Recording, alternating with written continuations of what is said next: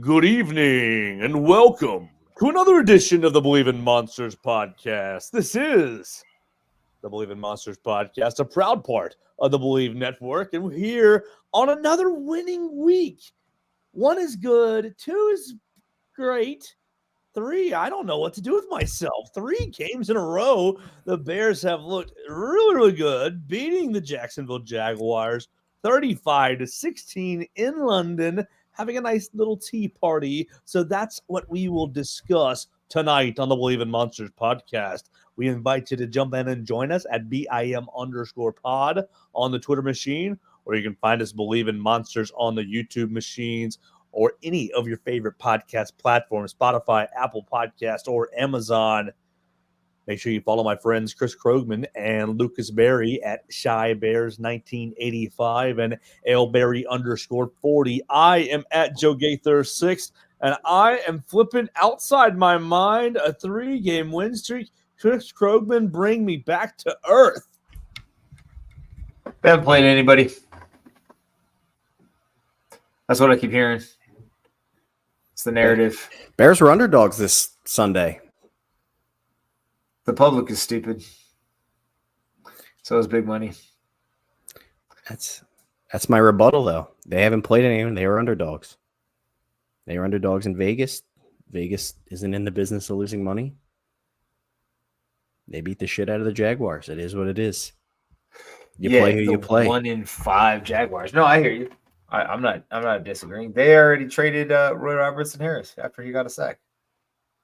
Been 3 NFL trades this week. It's wild. Wild stuff. But I'm doing great, Joe. Thanks for asking.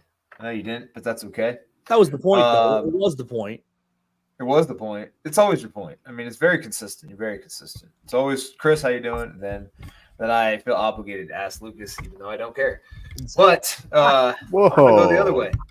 Joe, how are you, sir? Oh, man, I'm ecstatic. I'm great. Bears on a 3-game win streak. Busy week in my personal life, but not a big deal. I couldn't be happier with what we've been seeing. And especially like Sunday, leaving church, thinking to myself, what am I supposed to do with the rest of my day? The Bears have already won. So I'm ecstatic. Lucas, how about yourself? I'm fantastic. Because I do actually care. Chris doesn't, but I do. Yeah, I'm doing well. Chris and I were talking before the podcast. Our baseball team, the story of the MLB is tied 1-1 in the NLCS, which is much further than we ever imagined them. And we always compare our beloved Mets to our Bears, always choking and not being able to go far enough. But both teams are on the rise, and life is great. We love it. It's so good. All the headlines this week are about Caleb Williams. I'm seeing a ton of the Stat Nerds charts with Caleb Williams at the top being one of the best quarterbacks in the league the past 3 weeks. Absolutely incredible stuff. It's hard not to be excited about where the Bears are going. And now they have a week off before they take on Jaden Daniels. Jaden Daniels and the racial slurs. We're coming for you. This is so it's so much fun right now. Like it's so much fun. You made it when other people are trying to bring you down by telling you who you played, why the stats don't count, why they don't matter, and why your team is not as good as you think. That's how you know you made it. Like when people are going that far to just tell you why they've been telling this us, doesn't count. That's it. Oh, him and his painted nails, and he doesn't look good. And he's already a bust, and we're 6 games in. At 2 games in, they had already written him off. I mean, there are parts of us that were a little concerned, but yeah, it's never easy for the Bears necessarily, but at least it's looking good. There's still this waiting for the other shoe to drop every week. For me. So I just don't want to get too excited. But man, this was a really complete game from the offense again. Like honestly, we saw the run game work with Tevin in this time. Since you've been pointing that out, Lucas.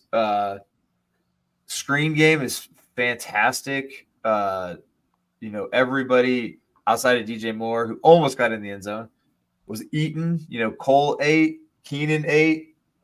Freaking Rome had some good plays. He is on the verge. I picked somebody dropped him in my keeper league, and that's mine now. I traded for him in Dynasty today. Nice. I hope that didn't cost you much because he hasn't done enough to really drive the price up unless you're a Bears fan and you see that he's getting wide open a lot. I got him for the lowly price of Dallas Goedert. Is he? Yeah. Well. Yeah. What else do you have in the tight end department? Well, all right. The guy wanted Dallas Goedert straight up for him, but since we used salaries, we had to make salaries match. So I gave him Goddard and Rico Dowdle, who's a fine bench piece, but doesn't really play for me. And I got Hunter Henry back and Rome Odunze. And Henry could be on the rise with Drake May. So I think it's a good trade. I'm happy to stash Odunze. But that's how confident I am in the guy. It's like other people don't see it, Chris, but like you said, watching the clips on Twitter and watching the All-22, he gets open a lot, and it's coming. I've been saying he's on the verge of it, and yeah, it's coming. Yeah, I thought by weeks now, after the bye week, he would kind of take over as that too. And I think other podcasts have talked about this as well. So, it's fun, man. It feels good. Our podcast is the only podcast people listen to, though. I give other podcasts their flowers. I don't have a problem with Hogan Johns or CHGO. Those are our dudes, man. Craig Braggs is we've been friends with him for forever. So I have no issues with that. Yeah. So I'm just having a lot of fun. Just having a lot of fun with this team, this game.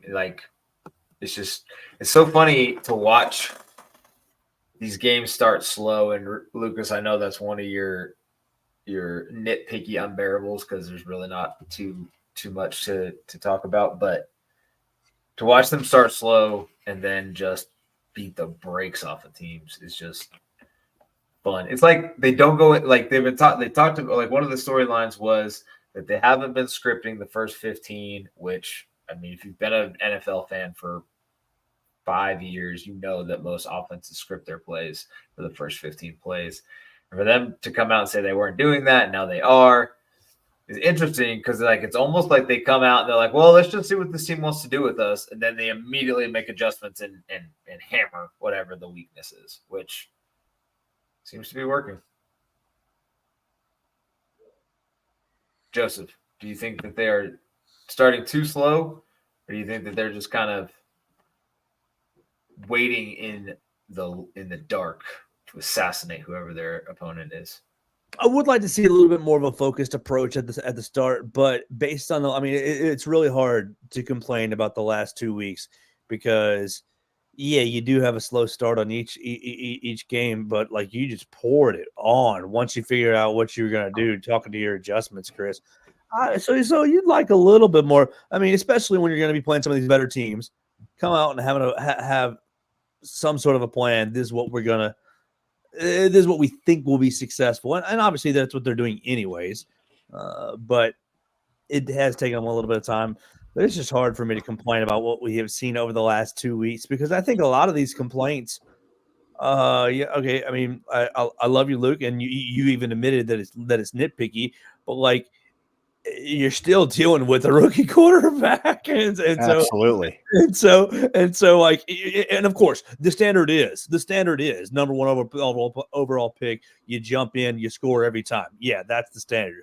But we're a little nitpicky. I mean, the last couple of weeks has just been outside my mind as far as the possibilities of what Caleb can do for this offense. And personally, especially the last 2 weeks and this week in particular, he's well ahead of where I want him. You know what's funny? It's with these slow starts, I would almost prefer the Bears to win the toss and just be yeah, we're going to kick the ball. Your defense is most likely going to make a stop. They're so good at keeping teams out of the end zone. They go 3 and out there. The Jaguars come down the field on a 10-minute drive, and then they can't get it in the end zone. That's so demoralizing for that other offense. And then obviously, like Chris said, the Bears just come out right away and make adjustments on their second, third drives of the game, and it's over. But yeah, it's almost funny just with the way this team's constructed and what they do. Win the toss, kick the ball, make a stop, and then let your offense get after it. But Joe, you hit it on the head. Caleb is so exciting at this point. It's so fun to watch. And it's crazy because we still see things. We still see rookie moments in the game where you're like, yeah, that could get better. This could get better. And it's like you just put up 30-plus points in back-to-back weeks, and we're talking about how the quarterback can still be a little bit better. We're just scratching the surface here, fellas. This is awesome. So we talked about it like last week. I think historically, even great quarterbacks, Peyton Manning, whoever else, Peyton Manning's the biggest one, don't come out of the chute looking great. It's kind of it's a choppy, crappy first couple of seasons.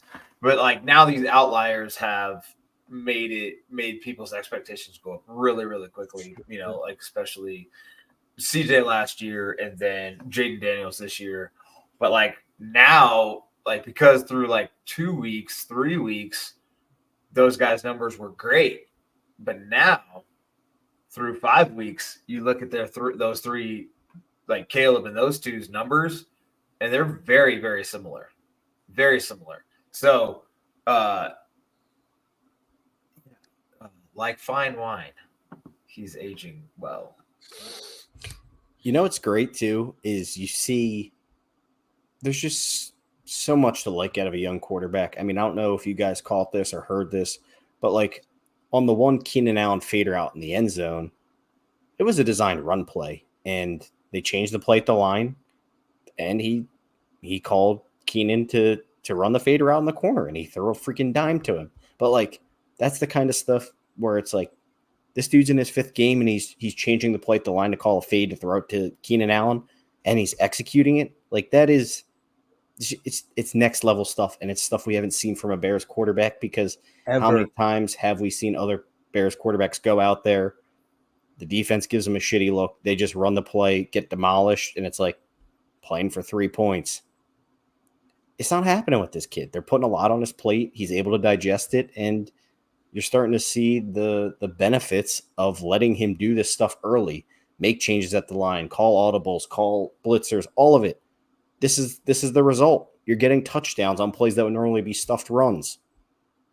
You're getting 7 on points that plays that would normally be 3. It's next level stuff, guys. It really is. All right, so I'm watching the condensed version on my side screen over again as we're doing this. We do have to talk about one negative. We can continue with the positive in about 2.5 minutes. It's okay. Golly, Do we have a Plus membership still? What happened here? How are you rewatching? I'm watching. I split it with a friend with a different. I have it as well. You motherfuckers. We can help you out with that if you. I need to charge you for your StreamYard this year, boys, because I don't think I've done that. I'm just kidding. We can cut all that out. Speaking of Lucas, I listened to the pod last week's. When did I listen to that? Yesterday morning. You cut out all of Joe's extracurricular activities. You said it later. You referenced it later in the podcast. I just thought it was hilarious. I was cracking up at all the editing. It's because you know what happened.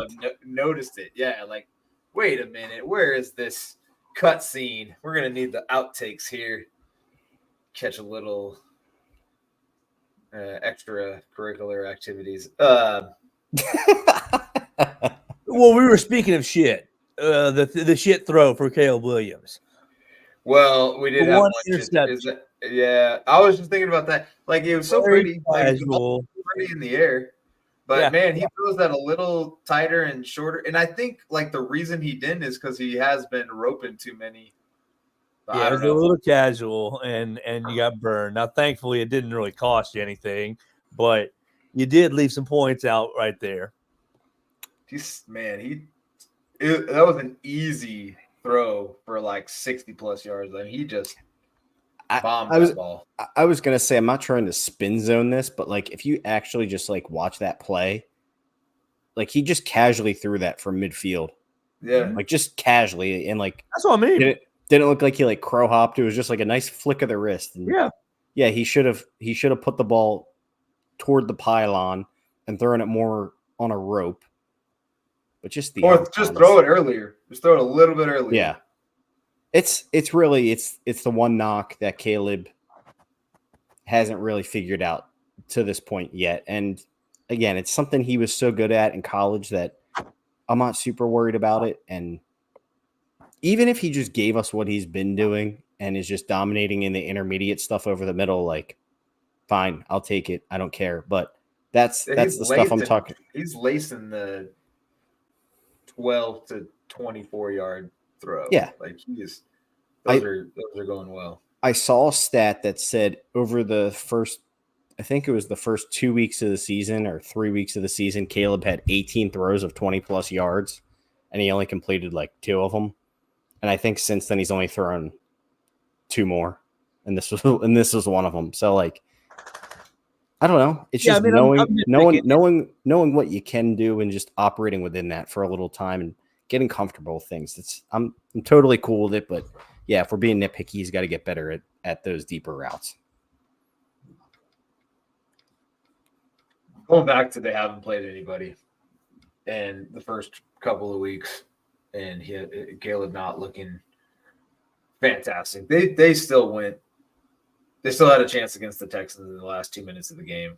You know, you put that game, you change that scenario to, you know, next week or 2 weeks from now, and they are in that game. They might win that game, you know. So, and that's a very good football team in Houston. So I'm very much looking forward to the second half of the season, especially since they start out with, I mean, a team that is probably a pretender. Their defense is not good enough.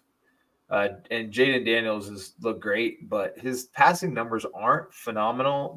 But his runs are threatening. So he's everything Justin Fields should have been. Frauds. You know what's crazy too about they haven't played anyone yet in the crowd? The more I watch the NFL, Commanders hasn't played it. The NFL's garbage this year. Well, Chris, that's what I was going to say to you. I was going to be like, there's probably like 10 teams that are like actually good NFL teams, and 3 of them are in the NFC North. We play the best division. 4 if you include, 4 if you include the Bears. But like, look around the league, and I'm like, these teams effing suck. Half the NFL, more than half the NFL, stinks. Absolutely stinks. And even teams like you thought would be really good are just not good this year. Philly, Dallas, like stink.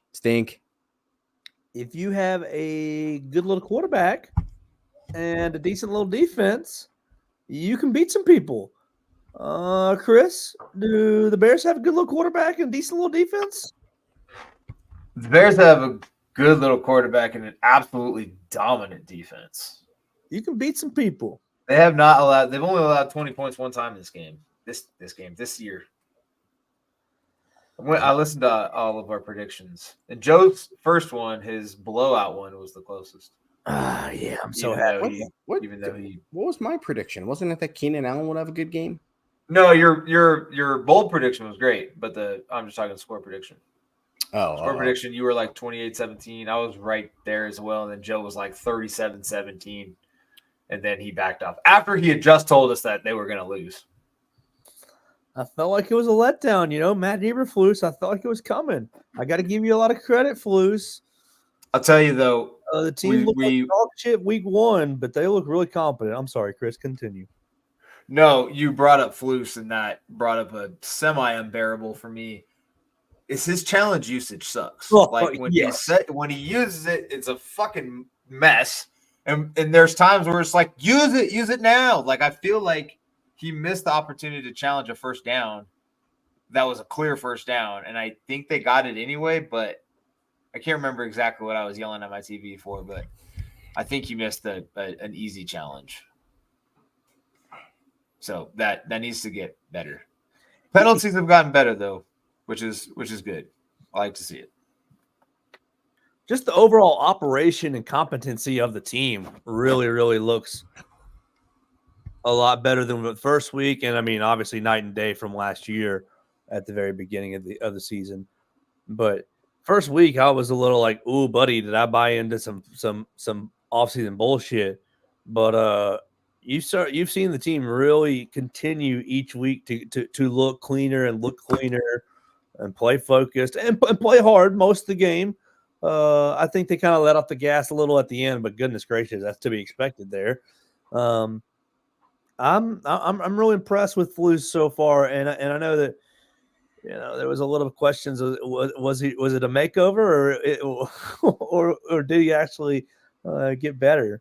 And it seems like he is, at least from a top down leadership standpoint, got everybody bought in, and the ship is the rowboats are rowing the same way. I think that's a good segue into our kind of other big topic of the night tonight is, the bye week is here, week 7. The Bears are coming off a 3-game win streak. Does this bye week come at a good time or a bad time? You got a few guys banged up in the secondary, but on the other hand, you're on a 3-game win streak. Your offense is clicking. Caleb's looking good. Do you want to ride this momentum out, or is a break needed here? I have no issue with the break with the offense being hot. I think it's the perfect time to continue the momentum and provide, a free week of practice in the middle of this to talk about what's been working and what still needs to be cleaned up a little bit. I think I don't think it's the ideal time for a bye week necessarily, but with the injuries, like you said, Lucas, I think it lines up perfectly, and I don't mind I don't think we're slowing momentum down. Eberflus is great coming out of buys. Yeah, coming out of buys and extended breaks, I'd say he's pretty good from what I recall. Yep. Yeah, I think that you got a little bit of a narrative, a little bit of a thought in the fan base right now that it's coming at a bad time because of the momentum. But I'm with you, Chris, that if you use this week to do some self-scouting and you get your second, goodness gracious, you beat, I know the Jags suck and Lawrence has struggled, but you beat the Jags handily without 2 of your best 5 secondary players, your best 4 secondary players. And so you did it handily. You get those guys back. You let them self-scout the offense a little bit. You look at the first 6 weeks of games and say, hey, this all worked. We're going to either condense or you might even – I think it's a great time, honestly.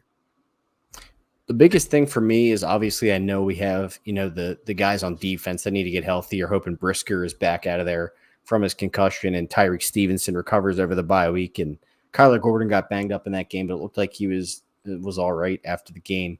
But the big thing for me is the offensive line. The Bears made I would say a statement and a half by telling Nate Davis that he's not even going to be activated for the game. Like, they felt comfortable enough just telling him, hey, you're not dressing for this. We don't like your effort, whatever.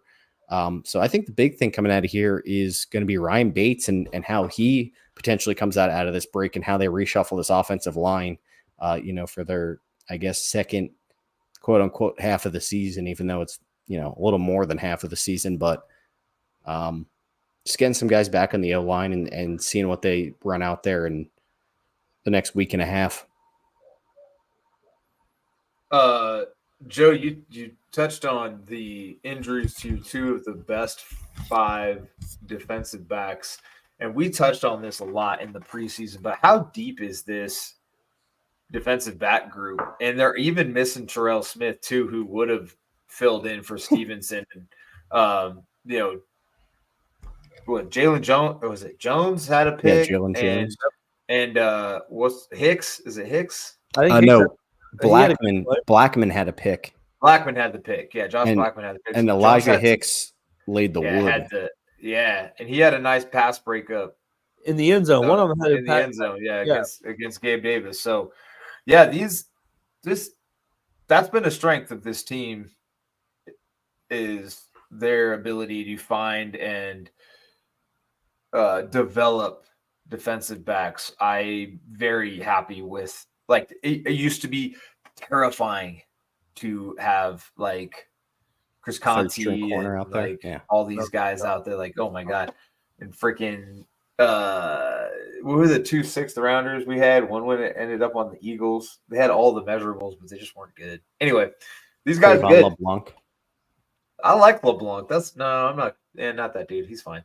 But yeah, the secondary is deep, and the defensive front is fronting.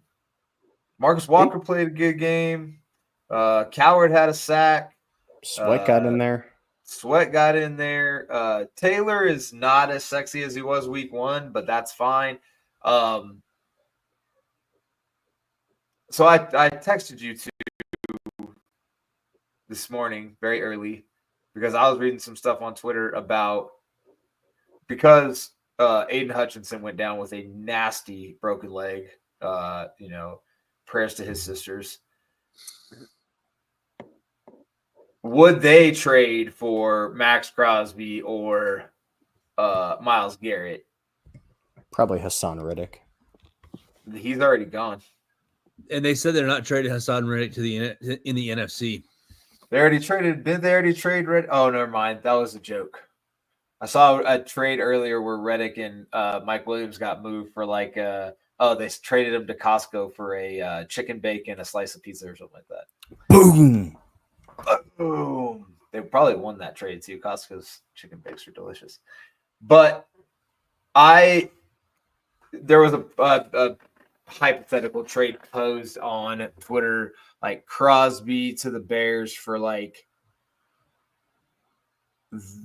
Carolina's second, a third, and our second in 26. No way.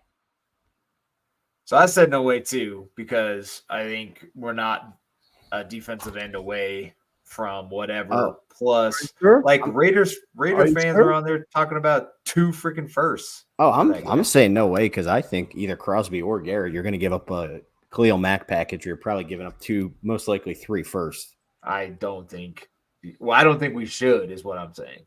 I'm not saying whether we should. I'm just saying I don't think they would trade them guys for that. I mean, yeah. If they're available, explore it. But the price. I mean, Myles Garrett. That's a trade that happens in the offseason normally. That's a blockbuster offseason trade. We're rebuilding. We're getting rid of Watson. I can see the Raiders moving Crosby. I mean, the Raiders they're a dumpster fire, man. They just traded out organization. Pierce is not a good coach. I don't know what they're doing at running back. Madison and the dude that was supposed to. Everybody was like, he was the biggest fantasy darling. Was that kid that was going off in the last 6 weeks of the year last year? Now he was so good, I can't even remember his damn name. And now Alexander Madison's the 1A or at least whatever there. So yeah, they're not good. Aiden O'Connell is freaking terrible. We watched all of that Steelers game. That got sales balls left and right. He's bad. Your Tyson Bagent preseason thing, Joe, is he's better than a lot of. Now that is an interesting idea. If you were to float Tyson Bagent out there to the Raiders, who had Luke Getsy, hey Joe, I'm not joking. I know they wanted at one point they talked about potentially acquiring Bagent. If you floated that out there and try to get one of their players, not saying it has to be Crosby, but it should be think Crosby. about something to entertain. If there's nobody else I want,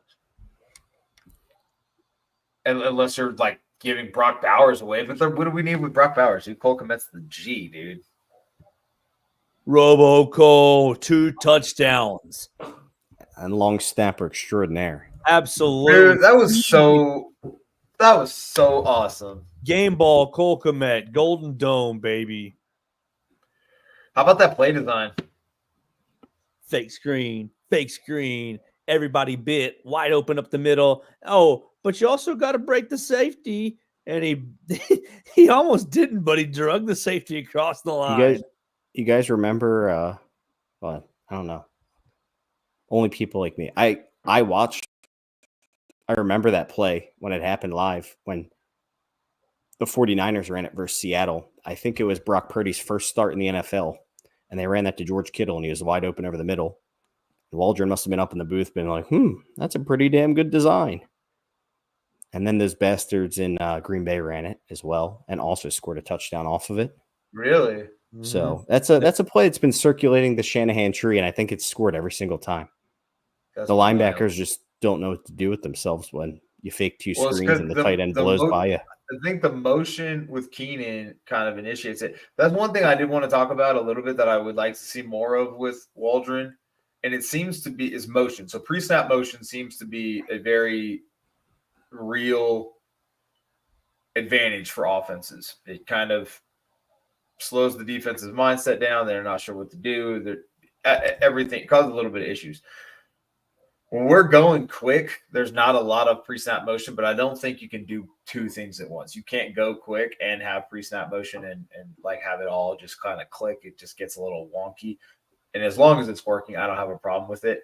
But that play, pre-snap motion, and Caleb is very good at his quick pumps, and like you see it with his draws when he does that quick pump and then hands it off to Swift.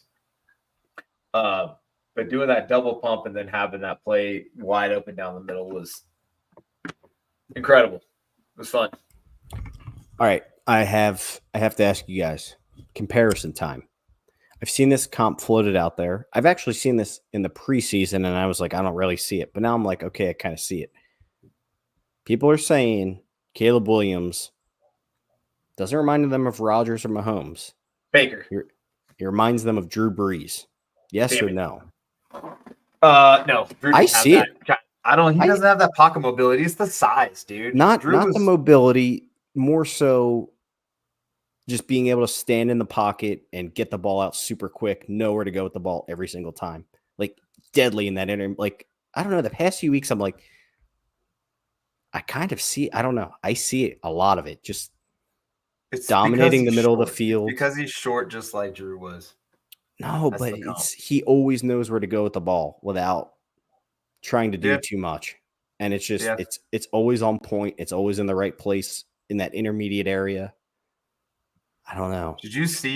Have you seen the clip of the pass to Roshan Johnson in the flat where he Dude, looked like he sailed it, but he just chucked it over his head? when I saw that live, I was like, how did he sail that? And then I saw it from the other angle. I'm like, how did he teleport it through that dude's head? Oh, Matt Pryor. That literally get out of the looked- way, dude. That literally looked like something from like Madden. I was like, I don't understand how he threw the ball. And then it Like just it was like a glitch? magical. Yeah, and then it just like spiraled in the air. I'm like, what the fuck did I just see? Yeah. He like threw it like a grenade, except it was like a full-on spiral. Full spiral. Oh, yeah. It feels like he's probably done that like 1,000 times in his backyard, but at the same time, could have been the very first time he ever did it. And I would believe like the first time. it was a perfect spiral. Yeah, great play design. Going back to that, Waldron is definitely coming into his own. He looks very confident. His play calls are great. There's not a lot of cute shit at all. Hogan Johns was Hogue and Chris Emma this morning, or the one I listened to, and Chris Emma was like, his only complaint, or one of his complaints was like, give Doug Kramer the ball. Like, you're already up like 1 million points, just hand it off to him. They'll probably do it eventually. Yeah. He looks like, dude looks like an athlete, man. Like I said a couple weeks ago, he's not slow. He doesn't look like a lineman running down the line when he goes in motion. He looks like a massive just a huge fullback. So it'll be interesting to see how that continues to progress. But did you guys like the tea time celebration by Keenan Allen? Oh yeah. It's very 2018-esque when the defense was taking away footballs and doing they didn't do like Rockette dance, but they did like a bunch of like fun end zone celebrations. They might have did the Rockette dance. They did something. They did like a shuffle. Remember that? Yeah, but they did. Maybe like maybe it was the Super Bowl shuffle. Maybe that was it. I think I liked the pass more than the celebration. That pass was nasty. I thought was that the fade or was that a different one? Oh, I thought it was the one where he threw it like Keenan was running the post, except they're at the 5-yard line, and then Caleb kind of threw it back shoulder, and Keenan adjusted in the air and caught it. Yeah, I think it was his first touchdown. They did that, but Insane fade throw. route. I mean, both of them That were fade great route pass throws, but was crazy. What's funny is Keenan's second foot, he should have gotten down twice, but he stepped on the defender's foot. Like his foot was coming down and it landed on top of the guy's foot, so he had to like skip it forward, and he still got it down in bounds. That slant throw for like 3rd and 5 that Keenan caught with somebody draped all over him, like Keenan Allen looks like Keenan Allen again. it's what he And he's does. on the Bears. And it's nice that he doesn't have to be the Bears' top weapon, but on 3rd down, that's going to be there. And if you give him an inch of space, Caleb's going to put it in his hands where it needs to be. Luke, was it you? I think it was you texting during the game that like Bears fantasy players are hard now. Like it's a hard play because you don't know. Spreads the ball around. Yeah. I had to play Caleb Williams this week. Oh, I played him this week. No, I had to play against him. Oh. Gross. Yeah. I know. I'm aware. Joe, that trade you made, DeAndre Swift for Tank Dell, is looking pretty nice right now. Pretty smooth operator there, Joe. Gaither 6. Well, I think we coaxed him into it by talking up Swift so much, but Swift is finally delivering on my belief in him. Looks like a top 12 running back, a top 10 running back. Swift is really good at what he's really good at, and they just have to play within his strengths. I know that sounds cliche, but it's just like he's explosive. He'll hold, get him in the open field. He's not going to break a ton of tackles. It is what it is, but get that man the ball in open space and let him work. So Velus Jones, maybe? No, do you guys know what I do think is interesting? Seriously, they use Roschon basically on every 3rd down, and even like when it is a pass catching situation, they'll put Roschon out there. I don't know if it's because he's a better pass blocker, but like even on 3rd down when they have him run routes, it's always Roschon. Do you guys notice that? Maybe it is because he's a better pass blocker. Yeah, but even like on that play that Chris is talking about, it was a design to Roschon, but it's like, I don't know. I just think it's interesting that Swift is this great pass catching back, and Roschon's out there a lot on those downs. Yeah, I don't know. It's nice to have 2 good backs. It's weird. Khalil Herbert is like MIA, dude. I haven't seen that dude hit the field in freaking forever. I kind of feel bad for him. Like I always thought he was pretty good, but if they're not going to use him, trade him and Bajan for Max Crosby. I could see them. Khalil Herbert would probably be pretty fun in Dallas. They need a running back badly. Yeah. That's a shit show. Good God, they suck. Dude, that's what I'm saying. It's like all these teams that everyone imagines being good, the NFL is not great this year. So you guys, I sent you the text earlier and you brought it up a little bit already. The top 4 teams in point differential in the NFL all are in the NFC North. We are in the best division. And Best all division. the games are ahead of us. All those division games are ahead of us. And I hope all 4 of us make the playoffs. What do you think that division record is going to have to look like to get in? To get in or to win the division? No, just to get in the playoffs. Because you got to finish probably 10 wins. So like teamrankings.com is one of my favorite stat sites. It just provides all kinds of cool shit. So they have their own power rankings. So right now they have Detroit number 1 in the NFL. boom. Projected wins at 11.5. Minnesota is 5th. Projected wins at 12. So they project Minnesota to win the division, but Detroit to end up being the better team. Green Bay 6th. Projected wins at 10.5, and the Bears at 10.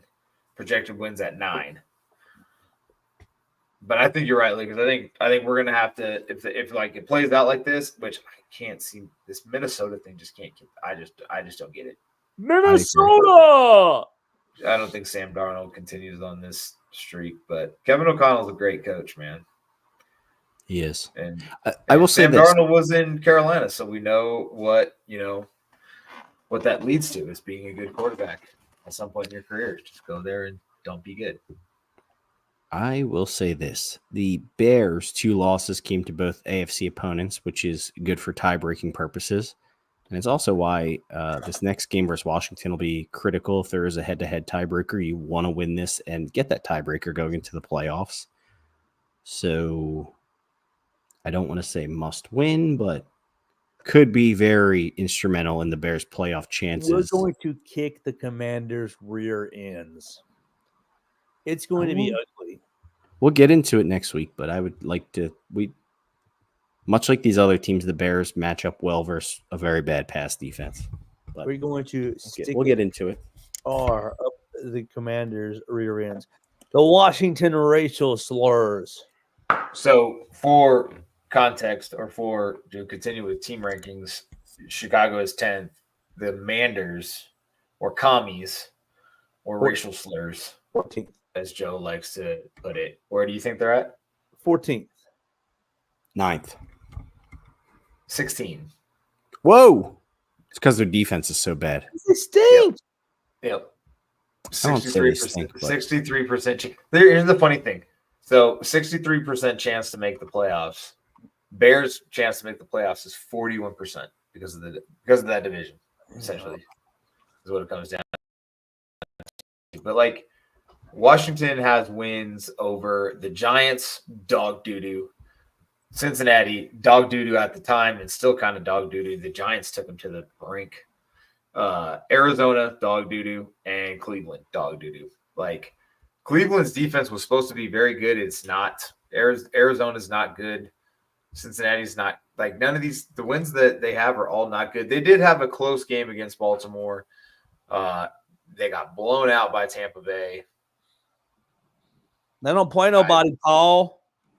They haven't played nobody. They play Carolina this weekend. No, And then they play us. And then they play the Giants. And then, they do play some tougher teams down the stretch. But, even Philly's not good. Dallas isn't good. Tennessee's not good. No, they're probably going to make the playoffs. Because they were the second, they were the second pick. The only reason we had the first pick is because we played Carolina. Or because we had Carolina's pick. Anyway.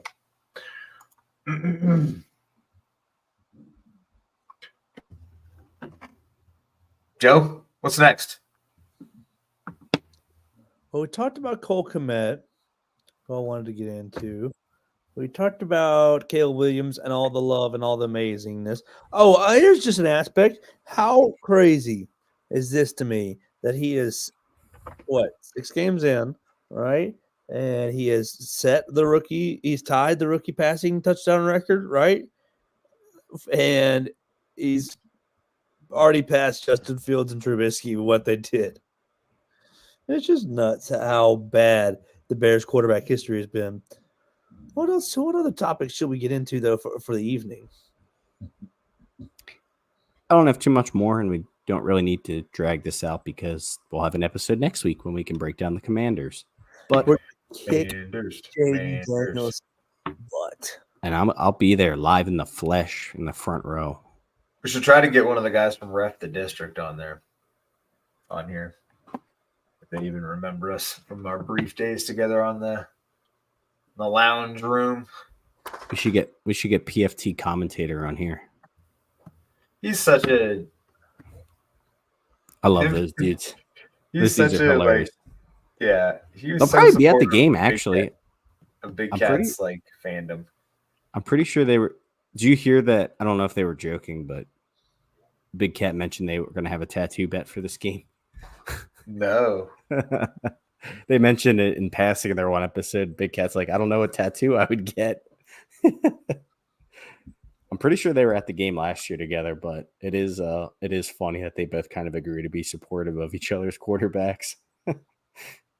It's fun, man. I mean, these two could be like the funniest, craziest thing about it is like a good friend of mine that's in a fantasy league with me and has with us actually. Lucas is a Packers fan, and I was like, man, I hope we finally get like a good rivalry. Like Jordan Love is still a very young quarterback and is very solid, very good, and now we have Caleb and Jaden Daniels, Jordan Love. Like maybe this quarterback class isn't bad. It's gonna be interesting. Michael Penix. In other Bears related news, Justin Fields was potentially benched today, and the Bears need, I think, 3 more starts at him to get that 4th rounder. So I don't know. I'm not too confident that Russ gets the job done. I mean, not that Fields has been getting the job done. They've been winning. They've been beating bad teams. The defense has been awesome. Russ, I feel like he's bound to get hurt sooner than later. Yeah, that's another. And they're throwing Russ out there. They let Fields play, the Raiders and all these other teams, and they're putting Russ out there versus the Jets defense. Have fun, man. Yes, Jets.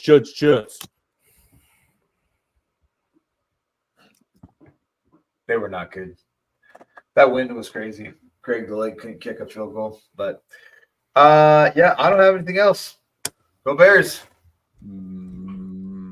Bear down, Chicago Bears. Make every play, clear the way to victory. Bear down, Chicago Bears. Put up a fight with the might so fearlessly. We'll never forget the way you thrilled the nation with your T formation. Bear down, Chicago Bears, and let them know why you're wearing the crown. You're the pride and joy of Illinois, Chicago Bears. Bear down. It's a good time to be a Bears fan. I'm not even gonna lie to you.